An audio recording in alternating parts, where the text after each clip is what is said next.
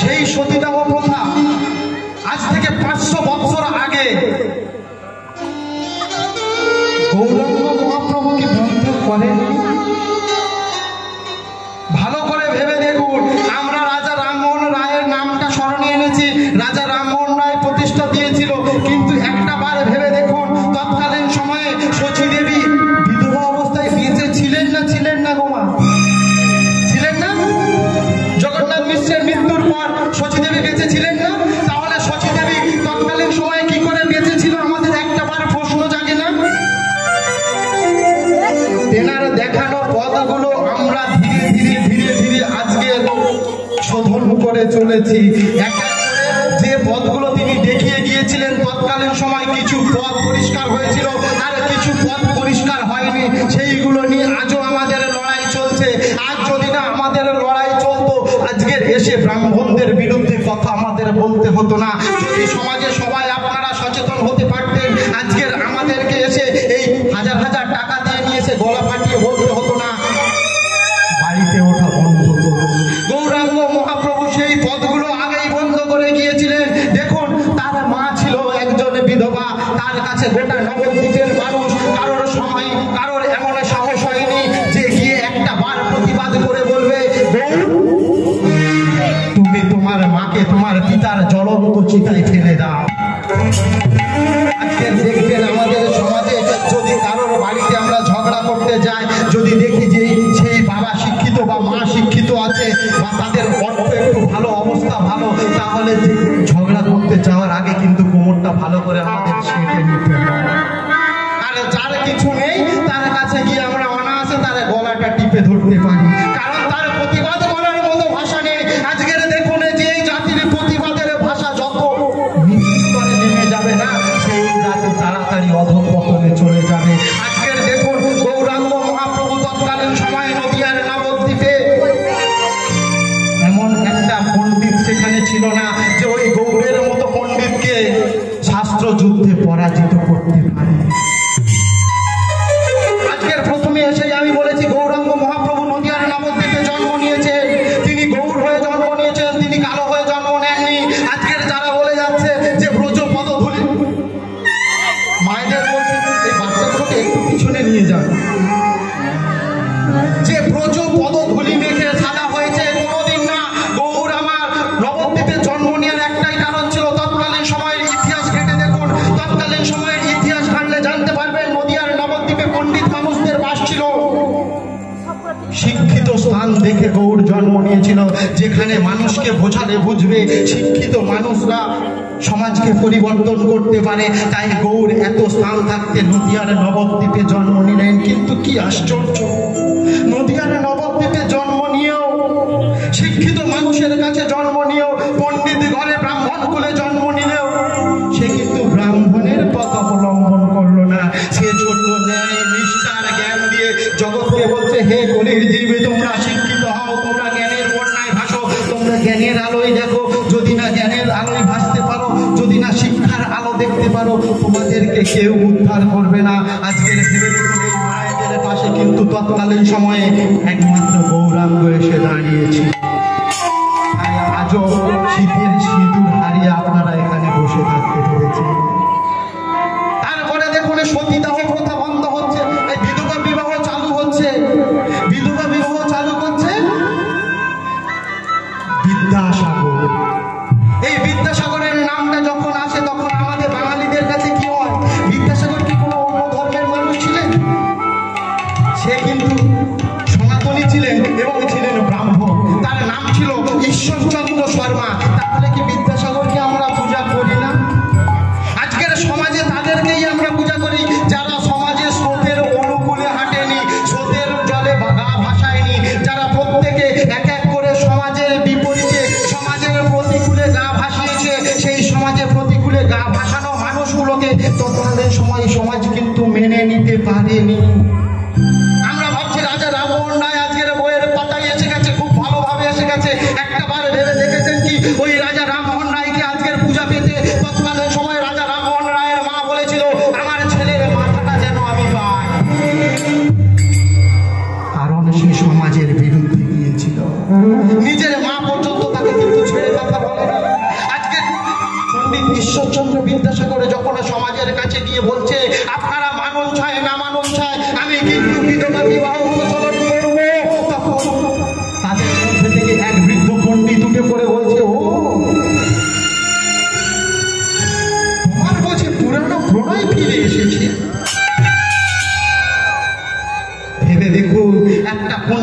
মানুষকে কত বড় লজ্জাকর অপমানকর কথা বলতে ছাড়েনি তৎকালীন সময় ব্রাহ্মণ সমাজ। বলছে তোমার বুঝি পুরানো প্রণয় ফিরে এসেছে, তার মানে ছোটবেলায় প্রেম করেছিলে সেই দিন পাওনি, আর বিয়ের পরে ওর বর মারা গেছে সেই জন্য তুমি বোধহয় কত লজ্জা পাচ্ছ। তাহলে ভেবে দেখুন আমাদের সমাজে কেউ কিন্তু ছাড় পায়নি।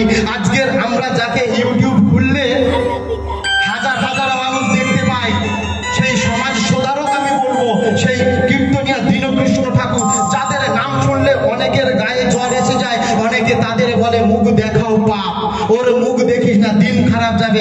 আজকের একের পর এক কীর্তন হরিবাসরে কীর্তনিয়ারা এসে বলছে দীনকৃষ্ণ ঠাকুরের মতো কীর্তনিয়াকে আপনাদের আসরে আনবেন না, কারণ যাদের স্বার্থে আঘাত লাগে তারাই প্রথম পোস্টটা তোলে। কাদের স্বার্থে আঘাত লেগেছে? প্রথম আঘাত লেগেছে আজকের ব্রাহ্মণ্য সমাজের স্বার্থে।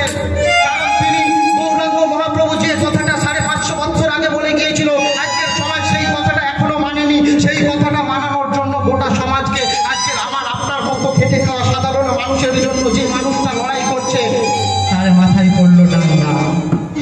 কেন ডান্ডা পড়লো?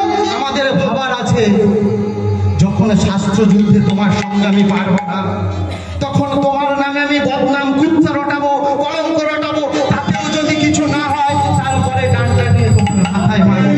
আজকের আমার গৌরাঙ্গ মহাপ্রভুকেও করা হয়েছিল, গৌরাঙ্গ মহাপ্রভুকেও তৎকালীন সমাজ ছেড়ে কথা বলেনি। আমরা প্রত্যেকে জানি যে গৌরাঙ্গ মহাপ্রভু শেষ জীবন পুরীর জগন্নাথ দেবের সঙ্গে লীন হয়ে গিয়েছিল। গৌরাঙ্গ মহাপ্রভুর ওই দেহটা জগন্নাথে মিশে গিয়েছিল। কেউ আবার বলছে ওই নীল জলে গমন করেছে, নীলা জলে গমন করেছে। কেউ আবার বলছে দুটা গোপীনাথের সঙ্গে মিশে গেছে। একটা মানুষের মৃত্যু কত ভাবে হতে পারে বলুন? আমাদের ধর্মের শত্রু কোনো বিধর্মীরা না, আমাদের ধর্মের শত্রু অন্য ধর্মের কোনো মানুষ না। আমাদের জায়গাটা আগে দেখতে হবে, আমাদের জায়গাটা বড্ড সংকীর্ণ করে ফেলেছে। আমরা কোনো কিছুতে বিধর্মীদের দিকে আঙুল তুলে দেখি, কিন্তু কোনো বিধর্মী আমাদের শত্রু নয় গো মা। আমাদের সমাজটাকে একটু একটু করে শোষণ করে খাচ্ছে ওই সমাজের সুন্দরের মানুষগুলো। আজকে আমরা সেই কাহিনী জানতে পারবো। ক্লাস 11-এ যদি কেউ পড়ে থাকো অবশ্যই একটা নাম শুনে থাকবে। একটা রূপক সাংকেতিক গল্প একটা ছিল, নাম হচ্ছে কর্তার ভূত। 11-এ পড়ো কেউ এমন আছো? কর্তার ভূত রবীন্দ্রনাথ ঠাকুরের লেখা। এই কর্তার ভূত কখন যে ভূতটা আমাদের মাথায় চেপে বসেছে আমরা কিন্তু কেউ বুঝতে পারি না। এই ভূতটা কি? বুড়ো কর্তা মারা গেছে কিন্তু তার ভূতটা আমাদের চেপে বসে আছে। খুব কষ্ট হচ্ছে আমার কথাগুলো শুনতে নাকি? হ্যাঁ, ভুলে যাচ্ছে। আচ্ছা, আরে গল্প বলছে শুনুন। কোথাও গল্প সব ভুলে যা বলেছি। আরে গল্প বলছে শুনুন, ভালো করে মন দিয়ে শুনবেন, শুনবেন তো? আর দাদু একটা গ্রামে, এই যে বরখালি গ্রাম আপনাদের গ্রামে না, আমাদের ওই হরিনাথ একটা গ্রামে একটা দাদু ছিল। সারা জীবনে মানুষের পিছনে সর্বনাশ করে গেছে। সারাটা জীবন যতদিনে বেঁচে আছে মানুষের পিছনে একটু একটু করে সর্বনাশ করে আমার বলে 5 দিয়েছে। আমি বলছি সর্বনাশ করে তো, আমি বলে 5 দিয়েছে। তা যাই পারে হোক রে ভাই। এইবারে শেষ বয়স যখন উপনীত হয়েছে, বৃদ্ধ হয়েছে, তার আর কর্মক্ষমতা নেই, তখন সে বলছে ওরে ভাই ভাই বলো, আমার একটা কথা রাখবি ভাই? হ্যাঁ রাখবো, কেন রাখবো না? আমি তো সারাটা জীবন তোদের অনেক সর্বনাশ করেছি, অনেক অনিষ্ট করেছি, অনেক ক্ষতিগ্রস্ত করেছি। আমার যাওয়ার তো সময় হয়েছে, আর তো বেশি দিন বাঁচব না। ওরে ভাই যাওয়ার সময় নিজের পাপটা আমি বুঝতে পেরেছি, তা আমার শেষ কথা একটা রাখবি? হ্যাঁ রাখবো। তবে আমার মৃত্যুর পর না আমার এই সব দেহটাকে ওই 3 মাথার মোড়ে একটা বাঁশ দিয়ে আর পিছনে দাঁড় করিয়ে রেখে। দাদু তুমি কি বলছো? তোমার দেহকে ওই বাঁশ দিয়ে দাঁড় করিয়ে রেখে দেবো?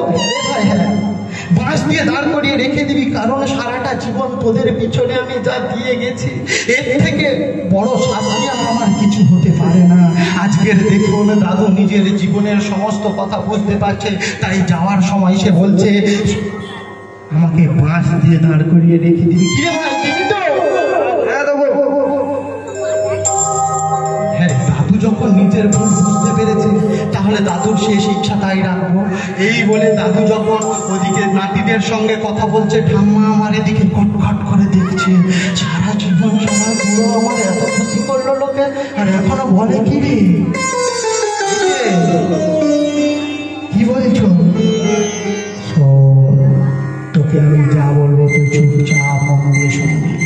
যখন আমি মারা যাব না, ওরা আমার সব দেহটা করবে। এইবারে দিদা আমার শুনে নিয়েছে, শুনে নিয়ে এইবারে বেশ কিছুদিন গেছে, দাদুর আমার শেষ ডাক এসে গেছে, দাদু পরলোক গমন করেছে। আর ওই দাদুর দেহটাকে নিয়ে পাড়া প্রতিবেশী সব ছোট্ট ছোট্ট ছেলেরা তাদেরকে বলে গিয়েছিল, শেষ ইচ্ছা ছিল পাশে দাঁড় করিয়ে দেবে। তাই তারা পাড়ার ওই সামনের মধ্যে একটা ঝাড় থেকে বেশ সরু দেখে বাঁশ একটা নিয়েছে, দাদুকে যাতে দাঁড় করিয়ে রাখা যায়, নিয়ে মাথায় দাঁড় করিয়ে আর দিয়েছে। এদিকে আমার কাঁদতে কাঁদতে কাঁদতে কাঁদতে গিয়ে থানায় ছুটেছে, ও দারোগা বাবু, ও দারোগা বাবু, দেখবে চলুন। আর যেই না দারোগা বাবুর কাছে কান্নাকাটি করছে, দারোগা বাবু গো, আমার পুরোটাকে ওরা মেরে শেষ করে দিল।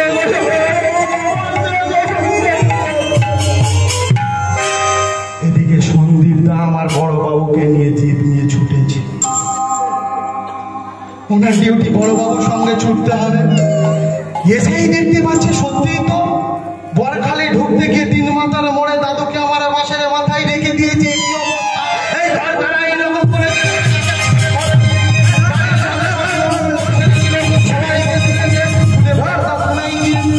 লকআপে ভর্তি করেছে। এইবারে যেই না লকআপে ভর্তি করেছে, বলছে আরে কি হলো রে? ও সন্দীপ, তুই না এই ডিউটি ছিলি, আমরা তো ঘরে ছিলাম, তা আমাদের এই অবস্থা হয়েছে, কি করব? দেখ তোরা কি করবি। তখন এরা বলছে যা হওয়ার তো হয়েছে, আচ্ছা দাদু তো চলে গেছে, দিদার ভাগটা যদি আমরা নিয়ে নিই, বড় বাবুকে যদি বলে করে ম্যানেজ করে। হ্যাঁ রে সন্দীপ, তুই কি ভাই একটু ওই ব্যবস্থাটা করবি, বড় বাবুকে বলে করে আমরা দিদার ভাগটা নেবো, আমাদেরকে ছেড়ে দেওয়ার ব্যবস্থা কর না ভাই।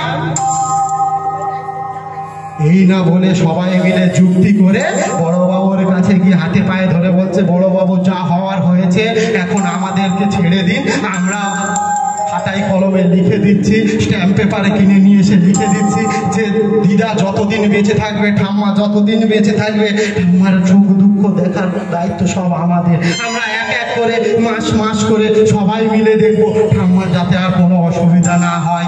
এই না বলে যেই জমা দিয়েছে, ঠাম্মা আমার নাচতে নাচতে নাচতে নাচতে চলে গেছে। এইবার দেখুন যে দাদু মরে জীবিত অবস্থায় গোটা গ্রামকে ফাঁস দিয়ে চলেছিল, সেই দাদু যখন মারা গেল আর ছোট দিয়ে গেল। আজকের সমাজেও দেখুন এইরকম একটা শোষক সম্প্রদায় ঘুরে বেড়াচ্ছে, যারা আগে থেকে খেয়ে গেল, যারা আগে আমাদেরকে বাঁশ দিয়ে গেল, তাদের পরবর্তী প্রজন্মকে বাঁশ দেওয়ার জন্য বড় বড় গ্রন্থ লিখে রেখে গেল। আর এই বাঁশগুলো এখন আমরা মাথায় করে নিয়ে নাচছি, বলে কিনা মনুসংহিতা। এই মনুসংহিতা গ্রন্থ যদি একেবারে বাড়িতে কিনে এনে পড়েন, দেখতে পাবেন এই মনুসংহিতায় কি সুন্দর সুন্দর কথা লেখা আছে। এক একটা গ্রন্থ যখন পড়বেন না, নিজেদের মনে হবে স্বামী বিবেকানন্দ লাথি মারার কথা বলেছিল, কিন্তু ওই পায়ে যেটা লাগে সেটা নিয়ে এসে আমি লাগাই, তাহলে বোঝার আছে আমাদের সমাজটাকে কারা একটু একটু করে শেষ করছে।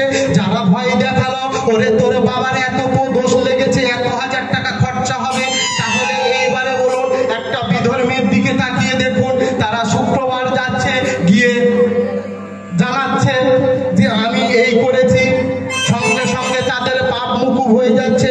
আসলে সত্য কথাটা বলুন, ওই ব্রাহ্মণ ডেকে 1000 1000 টাকা খরচা করলে পাপ মুকুব হয় নাকি আমরা নিজে থেকে পরিবর্তন আনতে পারলে আমাদের পাপ ক্ষয় হয়? আসল সত্য কোনটা? আমরা যদি নিজেরা পরিবর্তন হতে পারি, না হলে এদিকে গলায় মালা নিলাম, কপালে তিলকে সেবা নিলাম, আর আর জমির ধারে গিয়ে দেখলাম ভেড়িটা আমার দিকে কেন আছে। এই সময় ভেড়িটা একটু সরিয়ে দিলে বর্ষার ধানে ধান বেশি হবে। এদিকে ভাবছি আমি মালাতি লোক নিয়ে আসি, আরে বাড়িতে যখন ঝগড়া হচ্ছে কাঁচাটা সেঁকে নিয়ে বলো। গৌরাঙ্গ মহাপ্রভু কি এই বৈষ্ণব সমাজ তৈরি করেছিলেন? তিনি কি বলেছিলেন? ওরে আমিষ খাওয়া বারণ, যারা আমিষ খাবে তাদের ছোঁয়া খাবি না। তিনি চণ্ডাল ব্রাহ্মণে একের সঙ্গে পাত দিয়েছিলেন, সবাইকে তার বিবাহের খাবার খাইয়েছিলেন। কিন্তু আজকের সমাজে একবারে তাকিয়ে দেখুন, পাড়ায় পাড়ায় কত আসছে, বলে এক গ্লাস জল খাও, আমি তো খাবো না তোমার ছোঁয়া, তোমার ছোঁয়া খেলে আমার নরকে যেতে হবে। তারা কবার নরকের রাস্তাটা যাতায়াত করেছে।